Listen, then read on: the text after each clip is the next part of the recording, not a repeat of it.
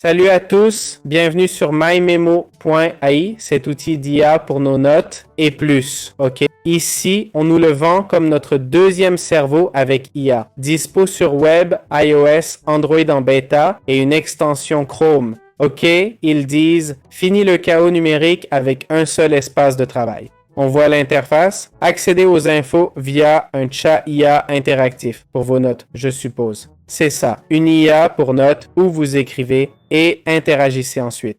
Allons sur s'inscrire pour voir l'outil de plus près. Voilà, on est dedans et on peut utiliser l'outil sans souci. Bien, je vais vous montrer comment utiliser mymemo.ai, d'accord? Comme vous voyez, je viens de créer un compte, on a 100 mémos, ok? En gros, ça marche comme ça. Ce sera dispo pour Android, iOS, une extension, etc. Compris? Chacun aura sa propre interface, mais tous fonctionnent à peu près pareil, ok?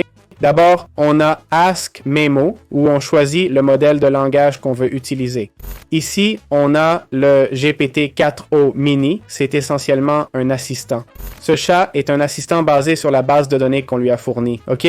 La base de données, c'est quoi? C'est le contenu qu'on publie. Images, liens, fichiers, vidéos, YouTube, audio, notes, d'accord? Vous cliquez sur « Ajouter ». Voilà, comme vous voyez, vos notes, hein? Vous cliquez sur « Enregistrer », ok? Vous sauvegardez. Ce sont vos notes, elles s'enregistrent, d'accord? Et puis dans nos collections ou MyMemo, les notes apparaissent, ok? Vous voyez, MyMemo apparaît là. Il nous donne quelques notes à tester aussi. On a le MemoCast, d'accord? Ce sont des podcasts créés par la communauté, ok?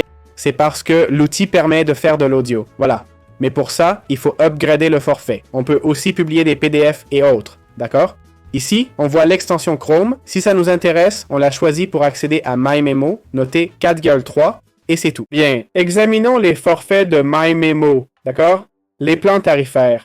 On a déjà vu l'outil et comment il fonctionne. Voyons si le prix est justifié, d'accord? Pour un tel outil, je dirais que LM Notes est gratuit. C'est de Google, on peut publier 50 sources, etc. Pas d'extension, mais marche très bien avec Gemini. Donc ça fonctionne bien. Allons voir les mises à niveau et les prix comme prévu. Prix bas, 10 $ par mois, chat IA illimité, 1000 contenus. À 20 $, tout est illimité d'ailleurs. 100 collections de mémos, accès illimité aux mémos similaires, GPT-4o, 5 mémos liés, PDF sous 30 mots, 100 notes IA par mois. Bon, je pense que c'est un bon prix, non?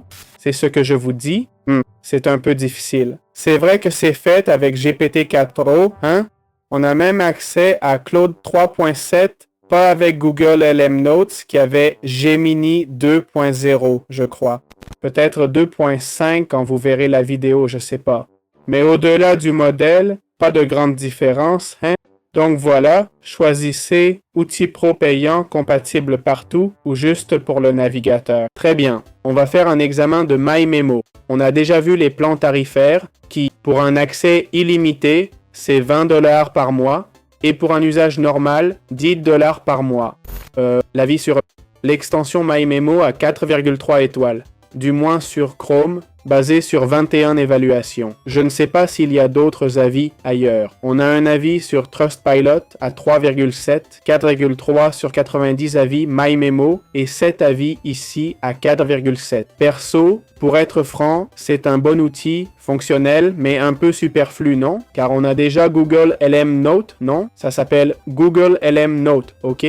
Notebook LM. Cet outil permet la même chose. Ajouter des notes, poser des questions, etc. jusqu'à 50 sources gratuitement. Créer un podcast aussi, tout ça gratuitement. Je ne comprends pas vraiment l'intérêt d'utiliser MyMemo. On peut le lier au mobile, iOS, Android. On a une extension. Et j'imagine du support aussi, mais pas grand-chose d'autre. Je ne vois pas beaucoup de différence à part les MemoCast qui, bon, on peut accéder à toutes sortes de MemoCast d'autres personnes, ce qui peut être assez intéressant. À part ça, c'est mon avis, quoi. Voilà, j'espère que ça vous a plu et à bientôt dans d'autres vidéos.